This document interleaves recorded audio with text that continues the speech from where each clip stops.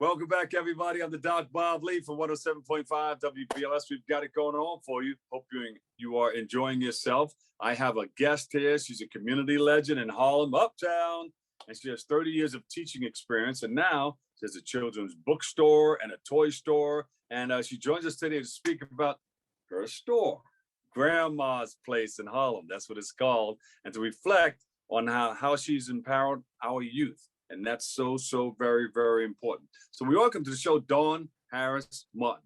Dawn, welcome to the show. Hi, Bob. Welcome to Grandma's Place. We love your store. We love all that you have to offer our youth also. But you were always wrapped up in books. Your older sister used to babysit. She used to drop you off at the library. Tell us about that story. Okay, well, my mom had 3 jobs, 2 full-time jobs and a Saturday job.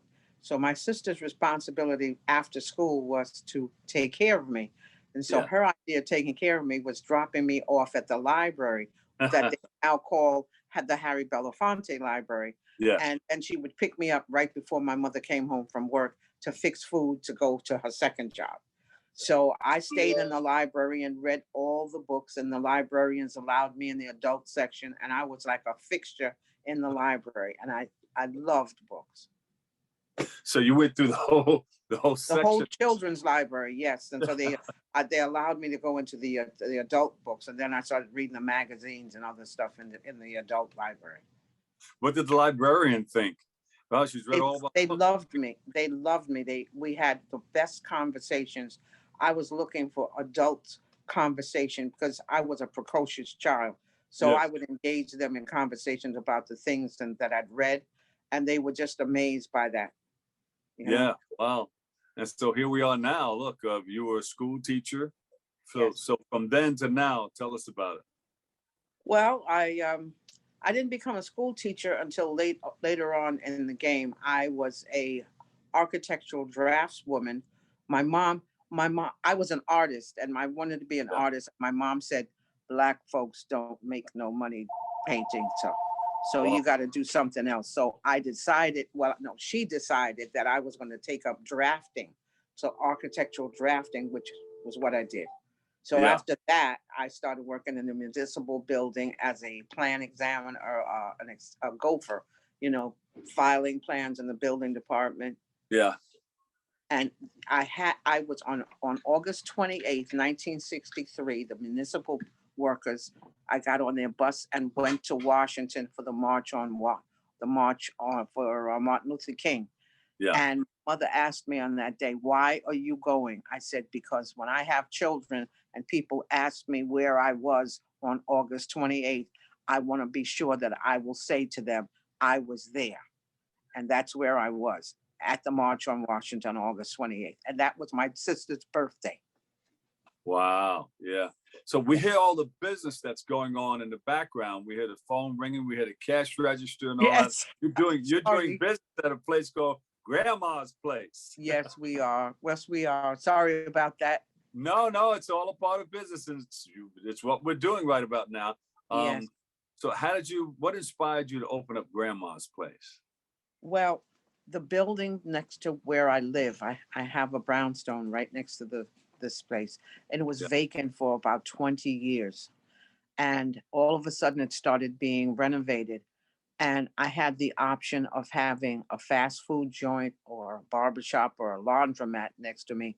And I said, wait a minute, I think I want something like a literacy center, because by that time I was a New York City school teacher. And what I noticed was that the parents who were educated, who interacted with the children appeared brighter. In actuality, they weren't. They were just more exposed. So I decided that I was going to help the parents that did not read well and to work with their children. So I opened a literacy center, and a intergenerational literacy center. So I had 67-year-olds learning how to read the Bible, men and women. Yeah. And I had parents learning to read so that they could read and work with their children. And then I had kids coming there that were being homeschooled. So it was quite an interesting mix of people there in the store. Beautiful. And they went up on the rent Then they went up on the rent, and I decided that I had to start selling some of the books that I had in the store. Yeah. And books didn't sell. And then I introduced educational games, and that took off. So the balance of the educational games and the toys kept the bookstore solving Yeah. for 2 years. Yeah. And everything else around you is collapsing, like a lot of the other bookstores in the area. They're no longer Yes. record stores, bookstores, all went down, but just still here. Yep. Human Bookstore on 125th Street that became an online bookstore. But I listen. My mom told me if you start something, you finish it. Describe the connection and the love between your store and you and the Harlem community. Well, I got the name in Harlem. I am Grandma Dawn to the Harlem community because my granddaughter was 7 years old when I opened this store, and she worked in the store with me, and she called me grandma. So when the kids came in, they thought I was grandma. So everybody calls me Grandma Dawn. And I feel connected to all of these children because they bring me their report cards. They come and celebrate their birthdays with me. And they share their joys and their sorrows with me. So, and the parents come in when they're having a problem with the kid, they come in and they talk to me about it, and we decide how best we can attack the problem. And I use my experiences raising seven. I didn't have seven children, but I had two stepbrothers and a sister, and I raised a child that nobody wanted. So I've raised children, and they've been so successful. I mean, and the success is not in terms of money, but they're their own people.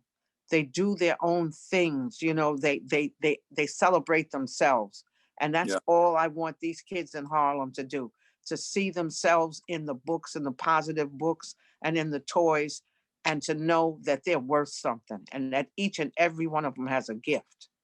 That's the important thing, and it's our job to find out what that gift is and to nurture it. Thank you so much, Dawn. We love you. People come to you for advice. They know where to come, and they know who you are. They know that love, that connection between you and the Harlem community. And I think it's a wonderful thing. Thank you so much for being with us. Thank you so much. I just wanted to make sure that I want to carry. I believe in financial literacy, and there's a very important book that that by Ty Allen Jackson. That if I had this book when I was a kid, I would be a multimillionaire now because I've been an entrepreneur since I was 6. But if I had this book, I would have been much better off. What And did I it want say? What did it say? More money, more problems? that. No, it says make your own money. How kids can earn it, save it, spend it, and donate it. There you go. Thank you so much, Dawn. Thank you. Dawn Harris Martin, owner, Grandma's Place in Harlem. Thank you. We love you. Thank you so much. And I really want to have more conversations with you, Bob, because you are so many things to so many people. And there's a bunch of things that I want to talk to you about. You got it. And we'll do it. We'll make that Okay. appointment. We'll make it happen. All right, honey. Thank you. Thank you. Okay. All right, we'll take a break. Bobby C. He's up next with the latest in the world of sports. It's big.